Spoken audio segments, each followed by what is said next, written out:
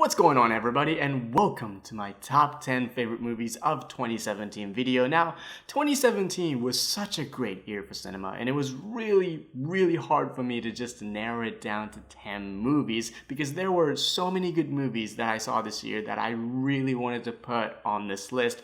But I wanted to challenge myself, so I narrowed it down to just 10 movies. I'm gonna post my top 20 favorite movies of 2017 on my Letterboxd page, so make sure to follow me on Letterboxd. I'm gonna put the link in the description box below. And before I get into my top 10, I just want to quickly remind you guys that I did not watch every single movie of 2017. It is, realistically speaking, impossible. And this is just my personal list. This is just my personal pick. These are movies that I personally enjoyed. So if you don't like, some of the movies I mentioned here, that's okay. That's wonderful. I'm not forcing you to like these movies or anything. This is just, my opinion. So without further ado, these are my top 10 favorite movies of 2017.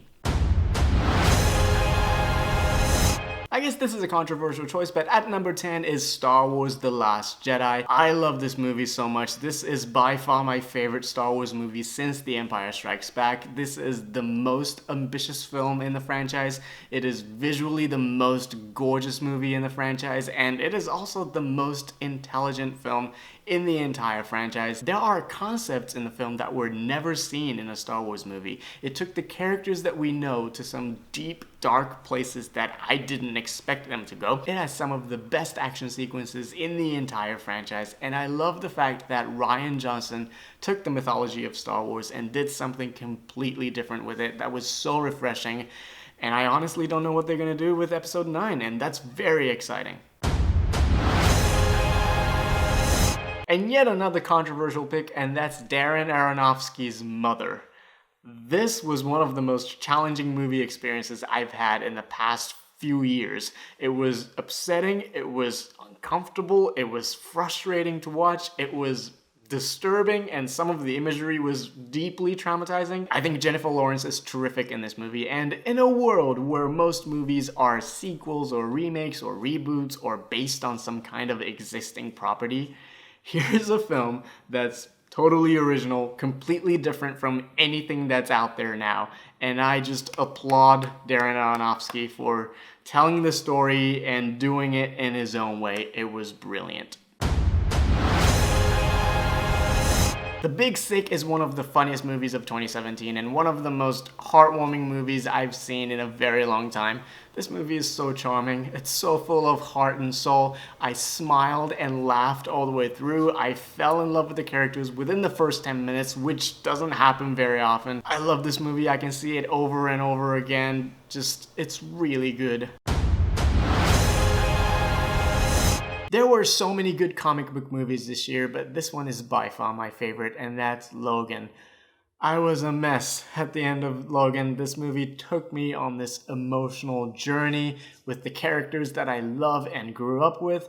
It was a very somber and brutal film. Hugh Jackman and Patrick Stewart, they were fantastic in this movie. It is a perfect conclusion to Hugh Jackman's Wolverine.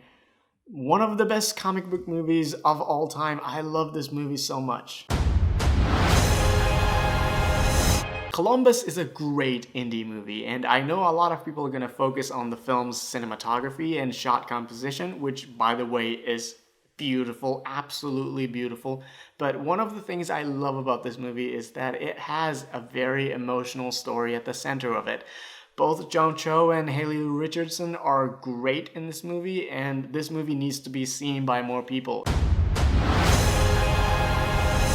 Call Me By Your Name is one of the greatest love stories I've ever seen. This movie is so beautiful. It's so sensual. The chemistry between Timothée Chalamet and Armie Hammer is just perfect. They are electrifying together, and this is one of those rare movies that works on all 5 senses. You can smell it, you can taste it, you can feel it. When their hands touch, you can totally feel the emotion. And I know there's gonna be people out there who say, oh, this is a gay love story, it's so gross, I don't want to see 2 guys making out, ugh. Well, first of all, fuck off. And second of all, this is a human story. Everyone goes through what Elio goes through in this movie, regardless of sexual orientation. It has this universal quality that anyone can relate to. It is a beautiful tale of human connection, and Michael Stolberg's monologue is one of the most beautiful things I've heard in my life. This movie is so great. This has to be one of the most overlooked movies of 2017. Their Finest is a great film. It's sweet, it's funny, it's charming, it has great performances by Gemma Arterton, Sam Claflin, and Bill Nighy. It's a very likable film, it is moving, and it is a proper feel-good movie, and more people need to see this.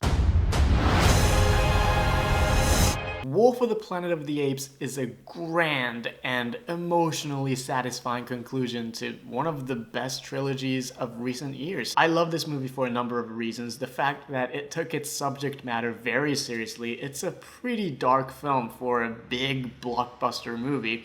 The fact that most of the dialogue is done in sign language. The fact that I had to constantly remind myself that these are not real apes. These are actors in mocap suits performing, but the visual effects were so good that I was like, they're not real apes, are they? They can't be real. It is a crowning achievement for Matt Reeves, Andy Serkis, the visual effects team, and pretty much everyone involved. I was really knocked out by how powerful it was. Which brings us to the top two, and again, I really struggled about the ordering of these two because I really like both of these movies equally. But at number 2 is Blade Runner 2049. As a fan of the original Blade Runner, I went into this movie with great sense of trepidation. I wanted this movie to be good, I didn't want it to fail, and I was completely blown away by it. This is a brilliant piece of work and one of the greatest sci-fi movies of all time. Now, I can honestly talk for hours and hours about its technical achievements because what they did in this movie is truly astonishing.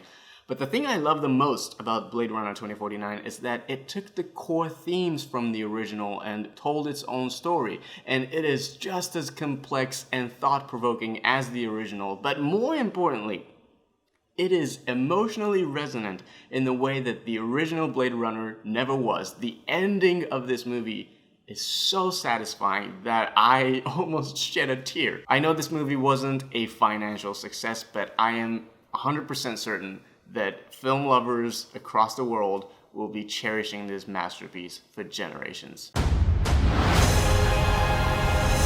Which brings us to my favorite movie of 2017, and this was one of my most anticipated movies of 2017. It is a film from one of my favorite directors of all time, and that's Christopher Nolan's Dunkirk. This is by far the most immersive movie experience I've had all year. And just like Blade Runner 2049, as far as technical achievements go, this is one of the most meticulously crafted films I have ever seen. It is a truly astonishing piece of work.